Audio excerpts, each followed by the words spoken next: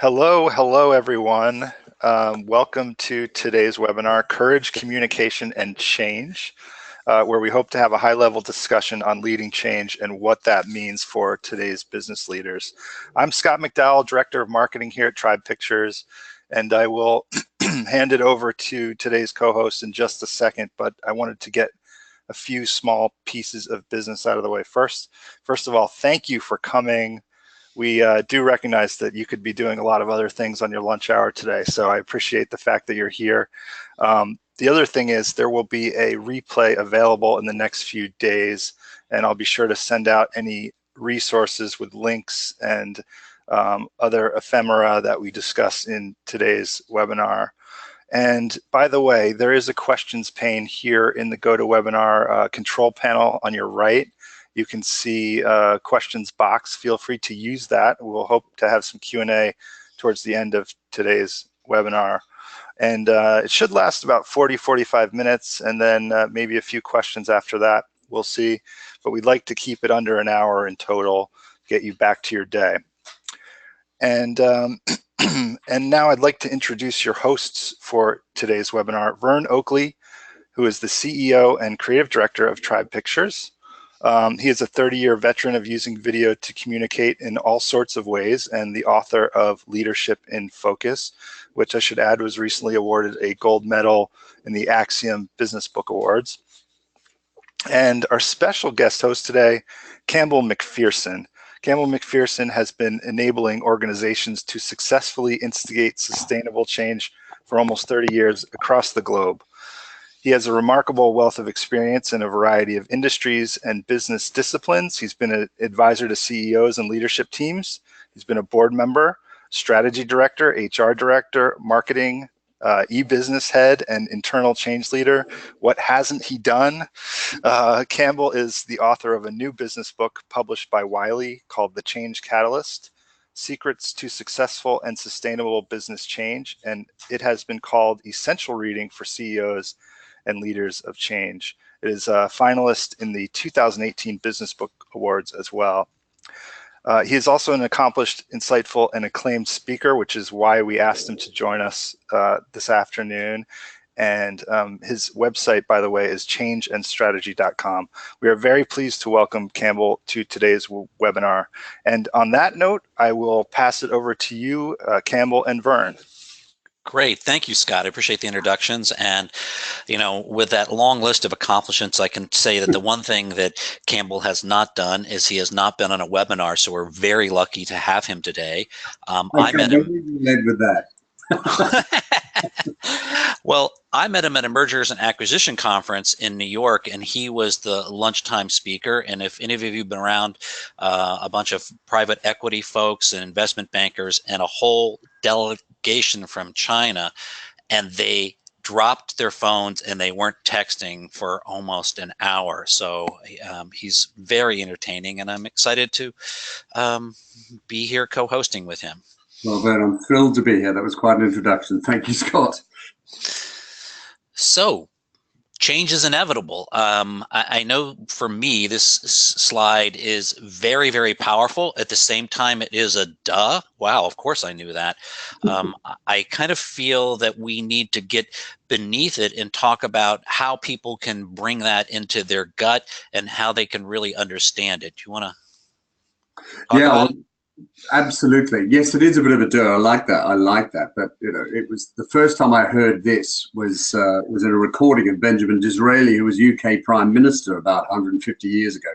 He said, "Change is inevitable. Change is constant," and that was 150 years ago.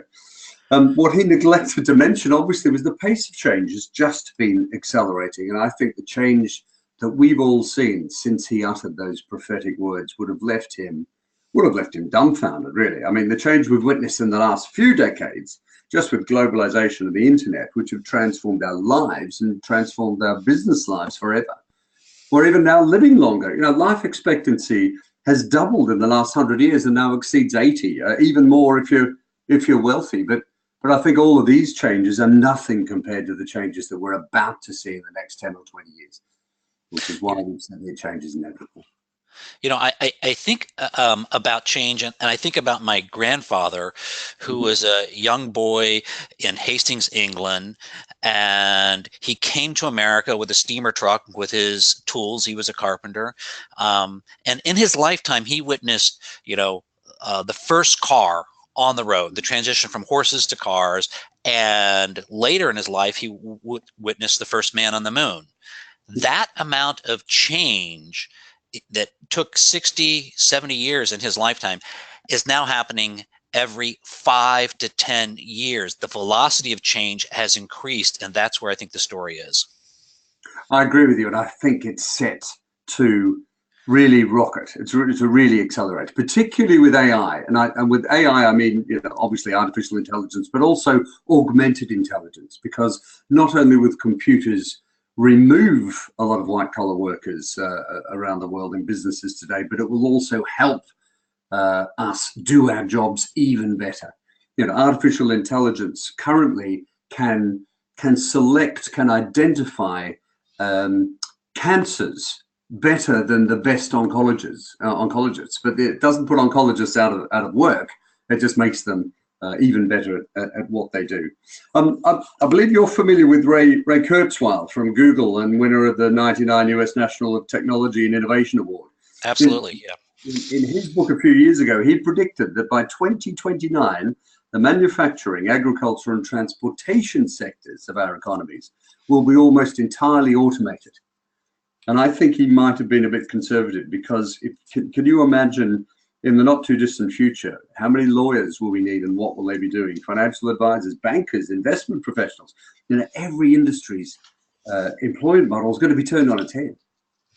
It's funny because today I was trying to arrange an appointment with a business colleague, and he said, talk to my assistant, Amy. And so I had my assistant, who's a real live human being, Sabrina. She's amazing. And it turns out that his assistant was an AI assistant, scheduling his life. So that's fabulous. That's fabulous. Well, the way we work has got to change, because the job for life days are over. The career for life days are also gone. We're all going to have multiple careers during our lifetimes. But I think all of the change that's going on in the next decade will mean that all of us will be working, several of us will be working more part-time, more self-employed, but our organizations are going to have to change dramatically to cope with this. Yeah, I remember at the lunch, Dr. Kai-Fu Lee was giving us some incredible statistics. You want to share those? Yeah. He actually said that 50% of all white-collar workers today will be replaced by machines within the next decade, and then he laughed. Yes.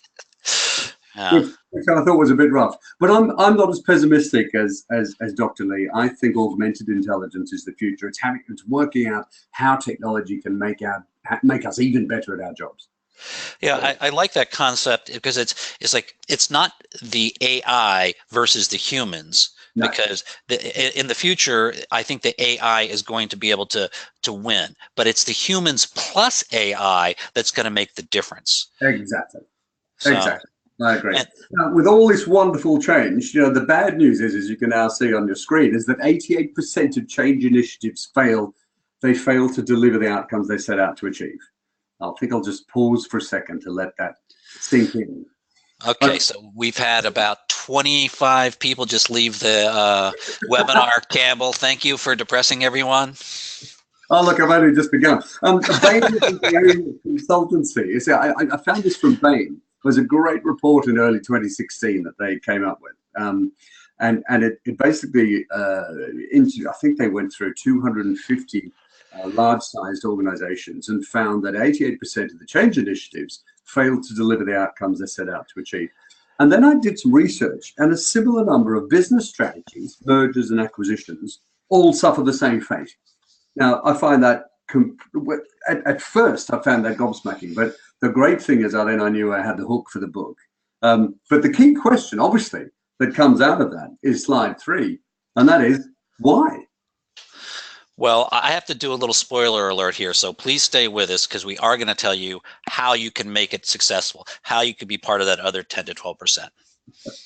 Okay, and in the research that I did in putting the book together is that I found 10 significant major key reasons why change fails. And the first one And the reason why I started the book with about why it fails is that we all learn from our mistakes. Actually, we learn even more from other people's mistakes, to be perfectly honest. But the number one reason why change doesn't succeed is that people just don't like change. In fact, I think we hate it. I think when it comes to change, particularly in the workplace, we have an instinctive desire to cling on to the status quo. I think that's really true. And you know, I'll bring back the title of this thing, Courage. And one of the things that in order to deal with, you know, the fact that people don't like changes, we need courage. And it's that, you know, my favorite quote about that is, you know, John Wayne, you know, courage is being scared to death and saddling up anyway. And I know with some of the changes coming down the pike, artificial intelligence, big data, robotics, you know, a lot of us can be scared, I myself included, but we're going to have to saddle up anyway and move on. As change leaders, Vern, we really, really have to. And that's one of our challenges, is that we have to help our people overcome the fears that you see on this slide. You know, fear of failure is perhaps the number one fear in business. Not only we fear that we might try and fail as employees, but we fear the consequences of the failure. And so as change leaders, we need to make sure there are no adverse consequences to failure, and failure becomes a learning experience. But one of the key fears on this list is fear of the unknown. And really, it's a case of understanding that people have this fear. This is an innate human fight or flight survival instinct. We're basically tribal beings. And you can see this in business. When you take someone out of one team and put them into another, then you can see that they instantly start to throw rocks at the other team. You know, and I'm glad we brought this, you know, thing about the audience, because when we do our work, that's where we start, and we do communication and video and strategy that all comes out into a film that's meant to make people to think something or to do something or to feel something or to buy something or to buy into something. Yeah. And a lot of that has to do with being empathetic to where they are at that moment in a continuum.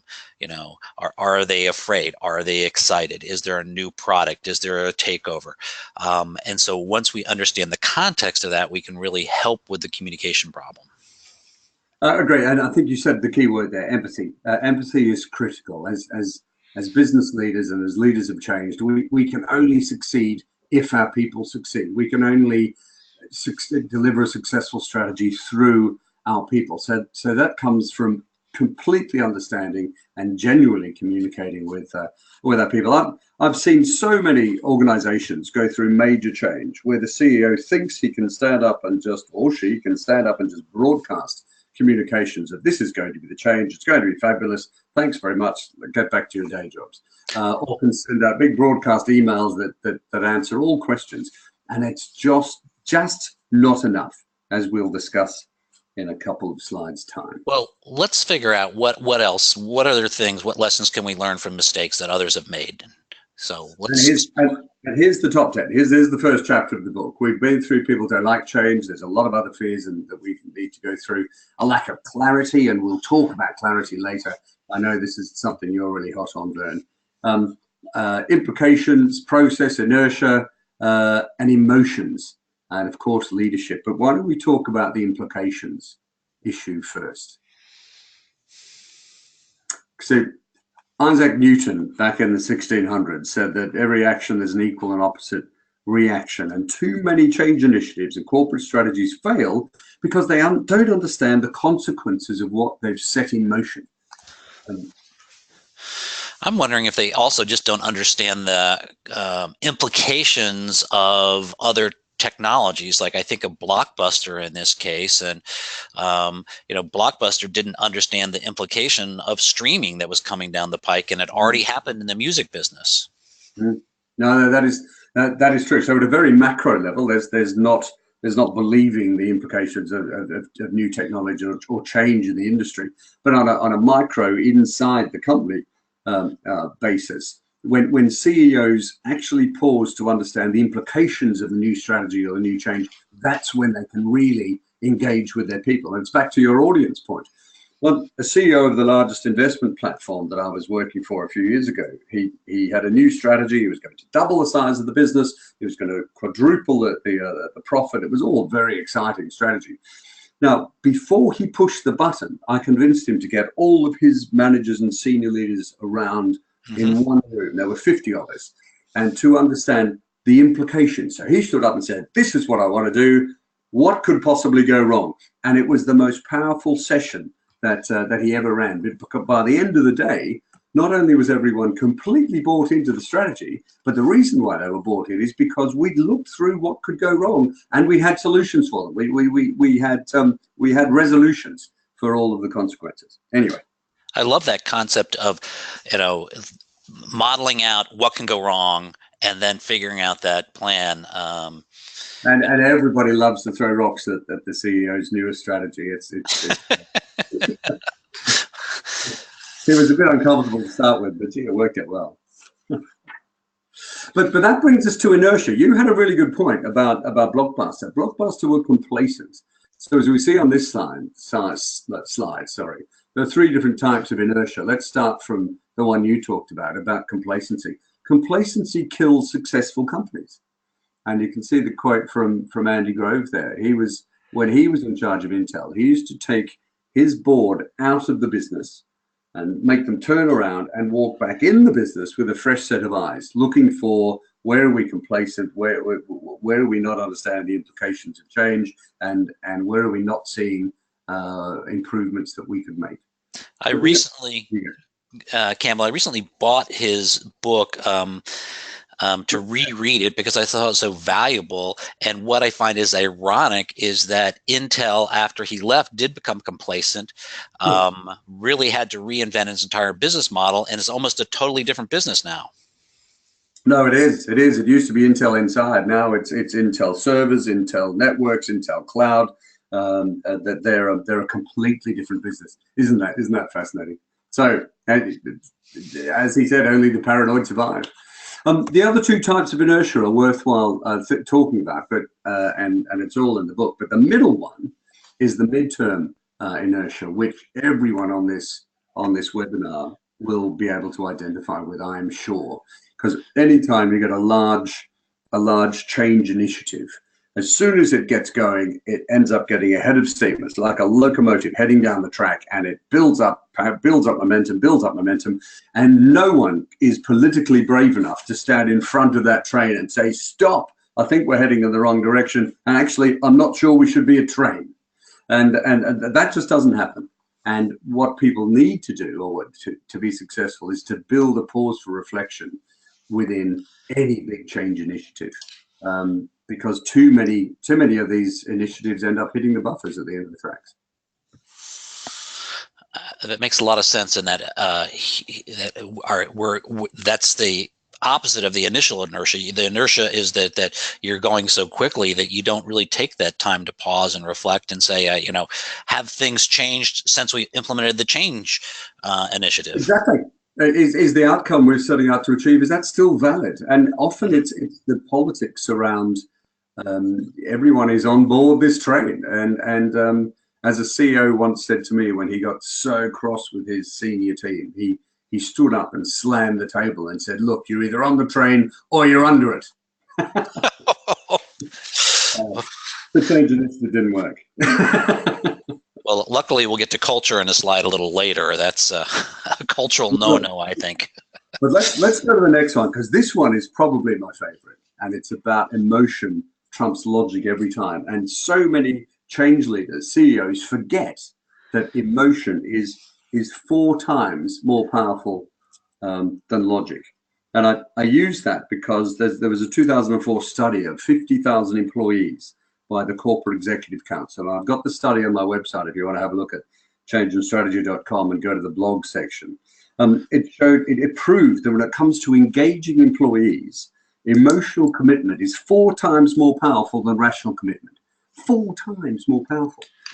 We totally understand that, because when we talk to our clients, an example is there was a company going through a lot of change. It was a technology company, and the head of brand came in and threw 2 4-inch notebooks on the table to me and said, "We want everything in these notebooks in your video." And I said, "Well, how long's the video?" And he said, "I want it to be 2 or 3 minutes." So we took him sort of at his word and thought, well, what's in these things? And what we found was we had to find the emotional thread that really helped people rally around the company and rally around the leader and rally around the vision, and that, you know, those facts informed what we were doing. But we like to say information leads to understanding, and understanding, gee whiz, that is great if you can get that happening, but emotions lead to action. Yeah, that's cool. I like that. I like that a lot. And actually, when it comes to change, this is doubly so, because you can't actually force anybody to change. They'll only change if they want to. There's an old joke about how many social workers does it take to change a light globe, and the answer is just one, but the light globe's got to want to change. And it's the same when it comes to business change. You know, so we have to help people want to change, which means we have to appeal to them emotionally. We have to find their emotional triggers. Because successful change in business is the culmination of actions from individuals across the entire organization. Mm-hmm. Well, which means change is tough. That's right. and it really is. It is very tough. And actually, as change leaders, we've all got it doubly. Everyone on this webinar has it doubly tough, because not only do we have to embrace change ourselves, as we'll go through in the next couple of slides, but also we've got to help out people embrace change, because we won't succeed if they don't change. You know, and I think the viewers of this webinar are, you know, the kinds of people that are interested in learning, and that learning about change and being able to be a change leader within your organization assures your place in the organization, because so few people are willing to own that. It is tricky, but with this kind of knowledge, it can really help you, you know, and help your organization and help your career. That's true. We can all be a change catalyst, to use the title of the book. I run 2 key workshops for organizations. One is leading change for leadership teams, and the other is embracing change, which is for everybody, because change is personal. So everybody has to be able to personally embrace change and learn how to embrace change for the company to be successful. But the key thread behind both of those, that run through both of these, is the next slide, and it's the change matrix. It's how we actually all cope with change. And this is a very simple thing that I put together, and the beauty is in its simplicity. So on the x-axis is whether you have control over the change, or the change is being done to you. And on the y-axis is whether the change is big or small. It sounds fairly basic, but let's have a little look at it. So if change that we are fully in control, that is small, that's in the bottom right-hand corner. That's fairly simple. It's a change we've made to a process. It's a change we've instigated to, you know, a small change at work, and we're cool with that. We just get on with it. We grow, aren't we? We're fine with that because we've actually instigated it. The little changes that are forced upon us, well, we might be slightly taken aback, but then we adapt and we think, okay, well, it's not material. We'll just learn to live with this new form that HR has sent to us. Those two aren't the issue. Okay. I mean, this reminds me of, you know, my wife wanted to change the color in our living room. And so, you know, that small change was forced upon me. Well, I finally agreed to it, but, you know, I finally saw the light. Yeah, I hope you didn't turn it into a burning platform. I hope you just adapted and moved on. But let's talk about the burning platform, because that's the big change that is forced upon us. And if you can put yourself into that situation, and we've all been through it. It could be a death. It could be a loss of job. There's all sorts of big changes. It could be a reorganization at work that we didn't have any say in. You know, we've all been through it. That has a different set of reactions and experiences that we all go through. And then the one on the right is the quantum leap. That's a big change I have chosen. And actually, we still go through quite a few emotional experiences and reactions to that. And I think let's have a look at both of those in the next couple of slides. Great. So let's go through the burning platform change. This is a big change that we didn't expect. It could be a bereavement, loss of job, a reorganization we had nothing to do with. And this is a modified curve from a modified diagram from Dr. Kubler-Ross, who was a Swiss psychiatrist back in the 70s, I believe. She wrote a book all about death and reaction to bereavement. And this is an adapted version of that. And the first reaction that any of us find to big change that has been forced onto us is shock. We're completely shocked. Then we move to denial. It's not happening. Surely the leaders will work out this is a bad idea and they'll change their minds. Then we get angry when we realize they won't change their minds. Then we're scared of our future. And then we reach the bottom of the curve. The good part about reaching the bottom of the curve is the next step is up. And understanding is, okay, we get the changes happening with our head and we understand the implications theoretically. Acceptance is when we really understand it in our heart and we're actually making the changes we need to move on. Now, I think, Campbell, the manager of my local Blockbuster never got past depression because he didn't come to understanding. Yeah, I can understand. And that was because that was made to him. You know, it was the leaders of Blockbuster actually went through exactly the same curve. And sort of the trick, as bring this back to what we're talking about, as change leaders, we have to help our people through this. When our people get angry, it's not because they're just angry people. It's not because they hate us. It's because of a natural reaction to big change that's forced upon them. And when I first saw this curve quite a few years ago now, I finally went, oh, it helped me have the empathy that I needed to help people change. And on the replay, these slides will all be there. So if you need to share this with your leaders and your organizations and talk them through it, it could be very helpful. Now, what I found really interesting is that even big change that we instigate ourselves, we go through a similar change curve.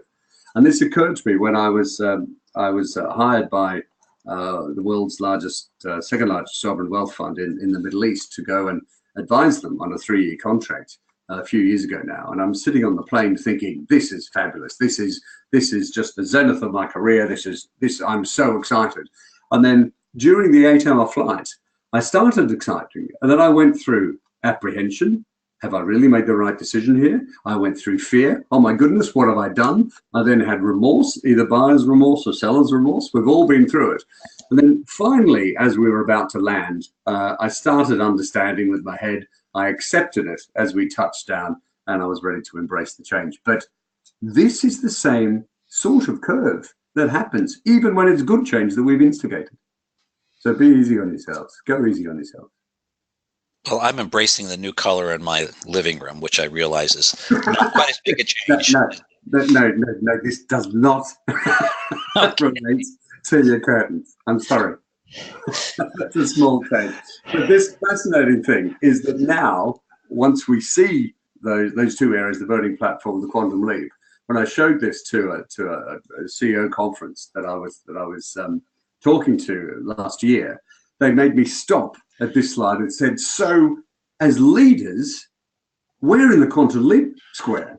Our first reaction is excitement, but our employees, their first reaction is shock. And I was saying, I now get it. How do we lessen the shock, reduce the shock, remove the shock from our employees? And of course, the answer is back to what your point. It's what you do for a living, Vern. It's communication. It's empathy. It's making sure people are aware of the change ahead of time and are ready to embrace it. And helping to give them the context and understanding why the change, that it's not just an arbitrary, forced on, capricious thing, but letting them have a little peek under the curtain as to the thinking is so helpful to bringing people along, and then they can slowly go through the curve you just showed us. Well, but let's talk about successful change. Exactly. And what you just said is the number one reason for essential ingredient to successful change. Actually, I lied. Here it is at number 2. Leadership is number 1, but what you're talking about is clarity is critical, and that's number 1. The other essential ingredient, which is chapter 2 of the Change Catalyst, is as we see here. It's focused on the outcomes. Don't ever forget the process is just an enabler. It's all about delivering the outcomes. We've talked about implications, we've talked about emotions, we've talked about engagement, we've talked about a pause for reflection. We will talk about a change catalyst, but let's now talk about clarity, because that is critical. What are we trying to achieve? And even more importantly, why? Well, I love it. You got a Yogi Berra slide here. yeah, Yogi Berra and Machiavelli, they seem to go together, obviously. Well, he also says you can observe a lot just by watching. I hope these people are watching our webinar and observing. So you're quite keen on this, aren't you? This is quite core to what you do, Ben. I am very excited that so many of the companies we work with are really coming around to embracing their mission, embracing their purpose, working with agencies that are helping them discover their why, because it's much more exciting to go to work when you're just not doing a transaction from, or moving this widget from, here to that shelf. When you actually feel that you are involved, that your contribution is valued, that what you do makes a difference, because one of the most important things we as Homo sapiens have is we are seeking connection. And we're seeking meaning in our lives, and the ability to understand our, the company's mission, purpose, and why really helps us to have that. And if you want someone to deliver a big change initiatives, or to deliver and embrace and deliver a new strategy, then you've got to go even further beyond what you're trying to achieve.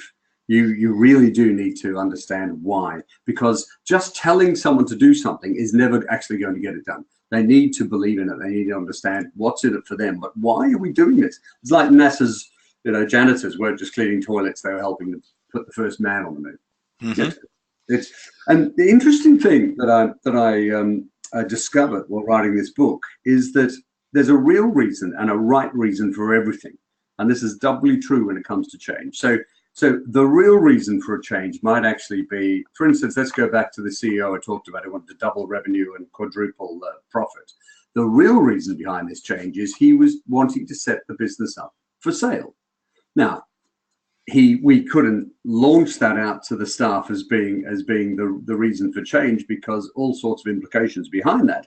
But there was an equally true right reason for change that was more palatable for public consumption, and that was taking advantage of market opportunities, taking advantage of our strengths, the ability to grow, more propositions, more people, more opportunity, greater careers. Now, that was just as true, but even more compelling for everybody to get behind. Right. So you're either in business, you seem to be growing or dying. It's very hard to remain the same. And that's why change is crucial. That's true. That is true. And actually, one of the key parts of strategy, which is on the next slide, is all about values. And I wrote there's a lot about strategy in the last part of the book, and one chapter I called Values Schvalues, which is the interesting part that I had an epiphany writing this, is there are three types of values, and this might be obvious as we start to talk through them, but number one, the brand values. Now, they're not what the CEO or the marketing director says they are. They're actually what the customers say they are, and that's fairly obvious. Let's move on to the second one, corporate values. They're not what you put in your annual report most of the time. They're not what greet the staff as they light the lifts in the morning. There actually should be what your staff, what your employees actually say they are. So your brand values are what your customers say they are. Your corporate values are what your employees say they are. And I think there's a third bucket that are the ones you put in your annual report and you hang from the ceiling. And I would call those your aspirational values. They're the ones the board, the CEO, the marketing director, the HR director, the leadership team want the company to aspire to. They want the company to develop. And if more and more organizations looked at their values through those three lenses, you'd actually have a culture that was, firstly, was genuine, and secondly, was aligned to deliver the actual strategy. And do they need to be all the same? The brand, corporate, and aspirationals actually have to mesh up? But no, they don't. No, they don't, because you almost have no control over them. Your brand values is what your customers say they are. You might think your brand value is simplicity, and your customers say, well, you're the most confusing company to deal with, in the entire market. So they might be completely different, but to know what and the word is genuine. What are your genuine brand values? Ask your customers. What are your genuine corporate values? Ask your people. And your aspirational values, get everyone together and go, what do we want to be like? And just to finish off this slide, when I was brought in by Virgin to form and launch Virgin Wines back in 2000 now, I was stunned to find that Virgin did not and does not have a brand manual. And they have no overt brand values at all. They are just Virgin. I mean, he's built up a phenomenal empire that is based around really being the world's consumer champion. But nowhere in any internal document or external piece of marketing do they ever state this. You don't see the Virgin logo with consumer champion underneath it. And the reason is, the moment he did that, people would be the moment he diminishes the brand. People would actually start to find instances where Virgin didn't live up to that brand promise. So by keeping it implicit, so it was very obvious internally, but it was never stated explicitly external. And I thought, as someone who loves clarity, that was a bit of a shock for me to find. But it's, the summary of that is be really clear about your values. Make sure they're genuine. Yes. Just be careful how and when you use them. Ironically, Enron, the day that the feds closed it down, locked it up, kicked everybody out, they were having a brand values workshop. Oh, no. No, well, that is rearranging the deck chair, isn't it? That's when marketing becomes the coloring department. They really have no idea then. That's just, So, of course, that leads to culture, as you were saying. The Enron and culture is two words that go beautifully together. It really, and there was such a disconnect. And so what we talk a lot about is we're trying to get, to the authentic, real version, and particularly with CEO communications, which we do, or brand videos or leadership or recruiting, because you want the right people who like what you're doing, who want to be a part of that team, to be part of, and that's what creates a culture. And a culture is created over time and through consistent messaging and through the kind of work that you do. No, it is, and here's a wonderful statistics from Strategy which is PwC strategy team. They did a detailed survey of several thousand companies and found that 84% of executives declared that culture was critically important to the business success. But less than half of them believe the company did a good job of managing culture. So they know it's successful, but they know they're not good at it. Right. And I love the quote you have in the book by Lou Gerstner. The thing I've learned at IBM is that culture is everything. And he came in and turned around and remade that culture. And so it starts at the top. It really does. Culture is a leadership thing completely. As leaders, we actually get the culture that we deserve. We get the culture that we create. And in terms of change, in terms of building a change culture, because we really need a culture where people are eagerly looking for improvements in the way that things are done. We're allowed to question the status quo. I've seen cultures where that is certainly not the case. We're encouraged to learn from failure, and we're open to new ways of working. And if we can develop a culture with those four elements, then we'll have people who are ready to embrace change, and frankly, we'll leave the competitors in the dust. So to our last slide, courage. Well, when I saw this quote from Stephen Covey, I was so thrilled with it that I'd already worked out what the name of the book was going to be. But this is the quote that opens the whole book. I'm personally convinced one person could be a change catalyst, a transformer in any situation and any organization. I completely and utterly agree with the words that he said. But to do that, as you say, requires courage. It does. And one of the things I know when we were rehearsing the webinar, I used the word change management, and you said, no, Vern, change leadership. And I realized, of course, I'd made my mistake there, because it really does take leadership. It is not a management process. It's a leadership process. It isn't. It is a leadership process, completely and utterly. And what I call, there are two ways to look at the term change catalyst. The first one is the one that I outline in the book, which is actually, I believe, people should look to appoint a role of change catalyst. It's not a program manager. It's not a part-time executive. It's a business person who bridges the gap between the leadership and the employees and is the trusted confidant of both of them. Because the role of a change catalyst is to guide the organization to the ultimate delivery of the outcomes that the business needs, either the change or the strategy needs to deliver. So a change catalyst focused on outcomes, a project manager or a program manager, what they're good at is driving process. So you really need both. Mm-hmm. But the thing that I didn't put in the book, and 15 months on from writing it, I think I should have, which is we can all be change catalysts. It's about focusing on the outcomes, respecting process, but realizing the process is the enabler, but never taking your eye off the outcome that we're all trying to achieve. And that way we will be catalysts for change. And how do you think that people that are change catalysts within an organization, what's going to be their career trajectory? Are there going to be people that are brought along when the company's changing?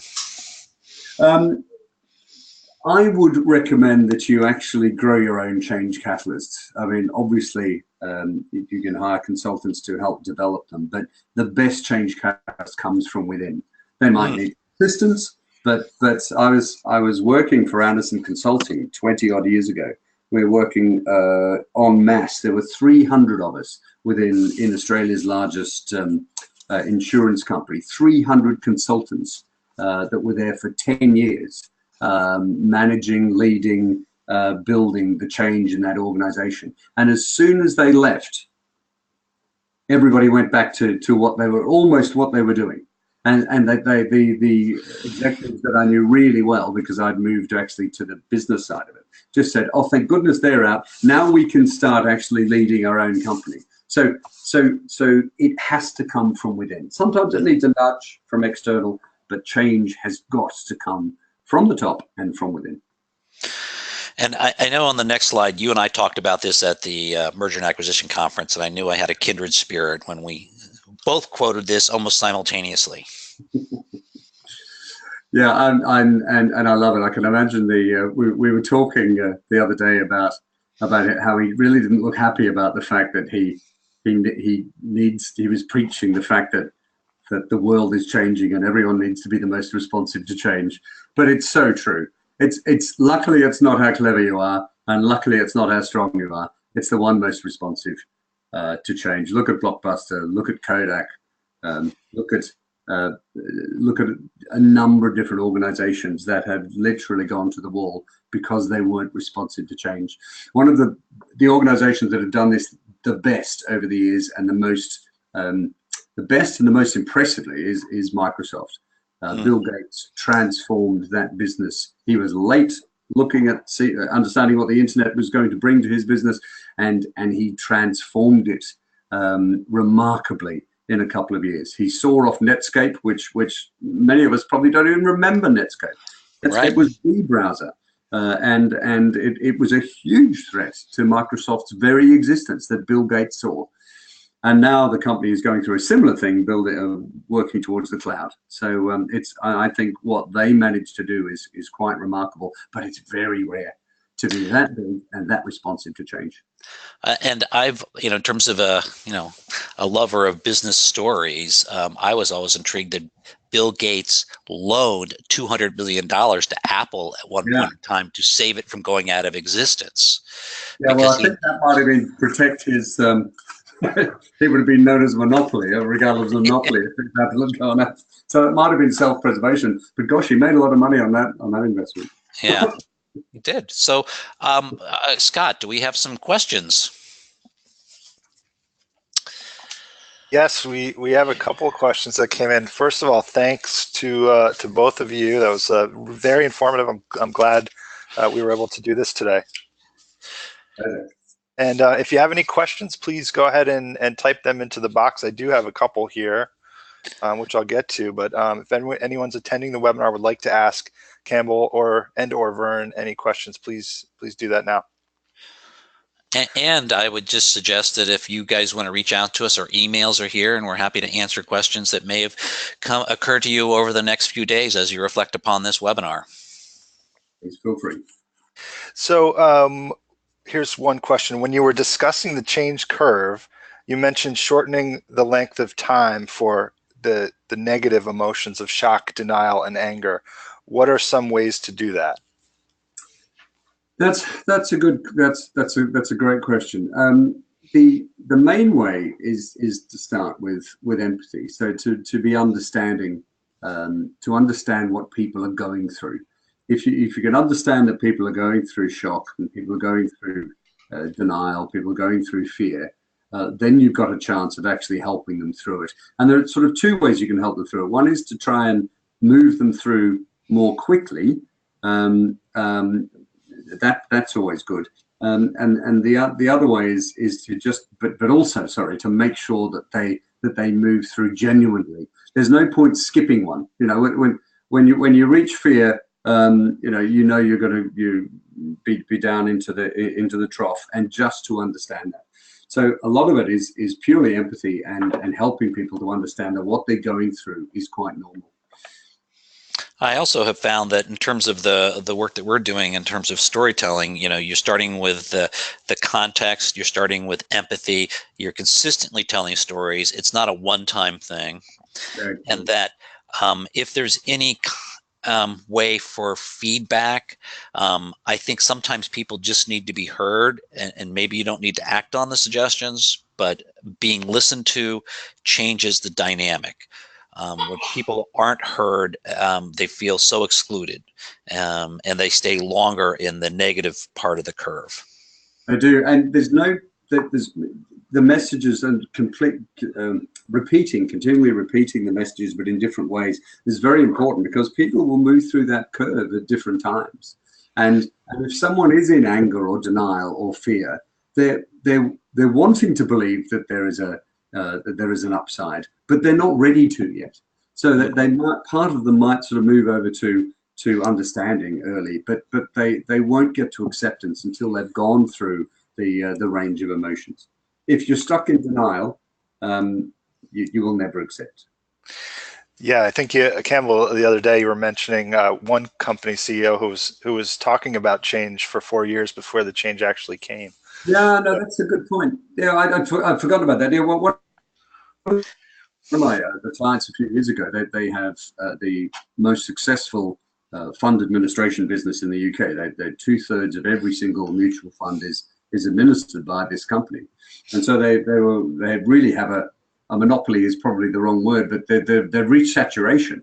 Now, cleverly, they could see that was going to happen, and so 4 years before launching 2 brand new businesses, one in pension platforms and the other in investment platforms, they started to talk to all of their employees, their 4,500 employees, about how they're going to reach saturation and how we really need to change, and we really need to launch 2 new businesses. And 4 years of communication later, when they launched the businesses, the biggest reaction internally was, well, it's about time you've been talking about it for this long.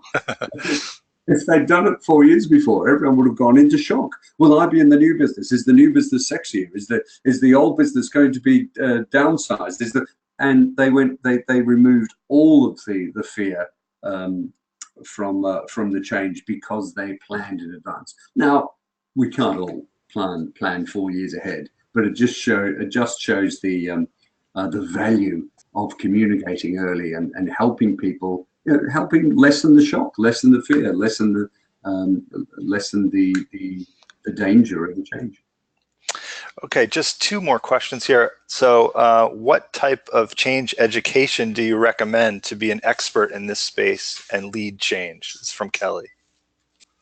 Wow, that is really good. Every single major business school has various forms of leading change programs. I know I'm just designing one for Henley Business School at the moment in the UK, just to give that a plug. But actually, I find experience has been my best teacher. But there are some very, very good courses out there. London Business School has a good leading change runs. I know Harvard does. I know there's several good business school courses.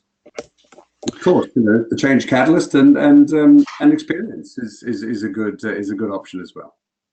Well, since all change is personal too, I do believe any of the kinds of readings that one does, on a personal level, and about your spirit, your meaning, your purpose, your why. I That's a think. good book. You mentioned the book about why to me the other day.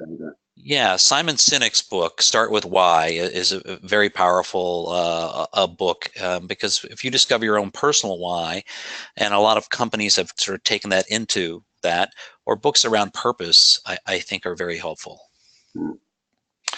Okay, I have a question from David here who asks, can change take place without giving permission to accept setbacks or failure in finding or managing it? That's a good one. Could you repeat that while I just focus on what the question was? Yeah, can change take place without giving permission to accept setbacks or failure in finding or managing it?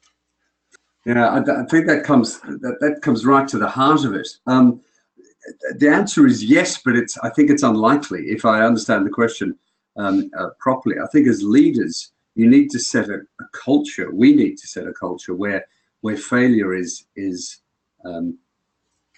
where failure is okay, where failure is a learning process.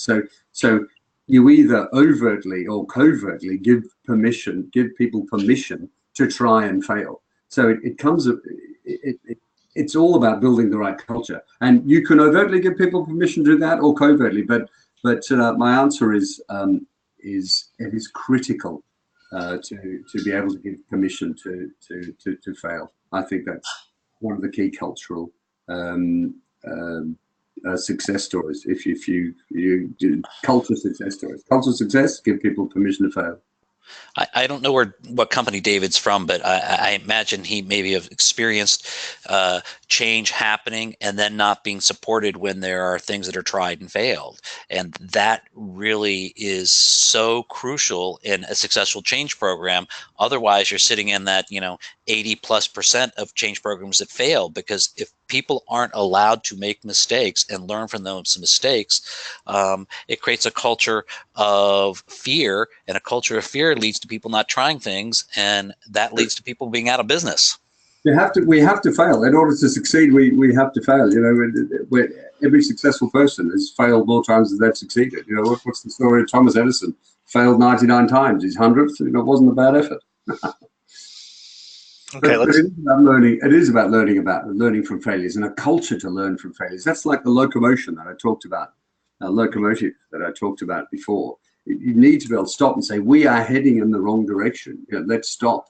Let's not call it a failure. In fact, one of the hotel organizations, and I can't recall which one, doesn't allow the word failure in its lexicon at all. It's a glitch. So we've had a glitch and we've learned from it. Now we've moved on. I love the fact that they're changing the words. Okay, let's do one more here. This is a good one. Can people, for example, new hires, be taught to embrace change, or are there some people that are just wired to resist? And how long should you work to inspire them to change, if this is sort of an innate point of view? That is a great one. How long one is impossible to answer, because in the end, if you can't change the people, you have to change the people. But most people can be taught to embrace change without a doubt. In fact, most people want to learn how to embrace change, because change is a key part of life, and it's going to be an even bigger part, even more important part of life, a more frequent part of life. So yes, helping people through the change curve, helping people to embrace change is a key part of what every leader needs to do if they wish to be successful, because the only way to be successful is through your people, and for them to be successful, they need to embrace change. So yes, but it's a bit like leadership. You have a, what's the word? You are people are natural leaders, but even those that aren't natural leaders can be taught to be damn good leaders. Same thing when it comes to embracing change. So, some of us cope with change really easily, and others need more help. But even those of us who cope with change easily every now and then, we have a glitch, and we need help to embrace a change. Sometimes change is so big, we need help to embrace it. I think one of the things about a person who may not be embracing change, the hiring matrix that I've started to apply is I really I'm interested in people's curiosity. So if we find that people are really curious, we find that correlates really well with change and their ability to embrace change, because we're in a business that's gone through 5 tech revolutions, from film all the way up to digital internet. So we have to have people that are curious and learning new things. And companies are hiring on attitude far more than they are on qualifications these days. I mean, qualifications might get a shortlist down, but then it's all about the attitude that someone brings to the job. And if that attitude is that they embrace change eagerly, or more eagerly than others, then they're the ones you want to hire. But once you've got them in there, yes, you can certainly help develop their ability to embrace change. Okay, well, on that note, I would thank everyone who participated in today's webinar. Thanks to you, Campbell and Vern, for delivering that information, and we appreciate you spending your time with us today. I will be sure to send out a replay of this webinar, which you can share with colleagues, as well as contact information. If you have any questions, feel free to get in touch with me, Scott@tribepictures.com, or Vern or Campbell directly. You have their email addresses, and thanks once again. Thanks, Scott.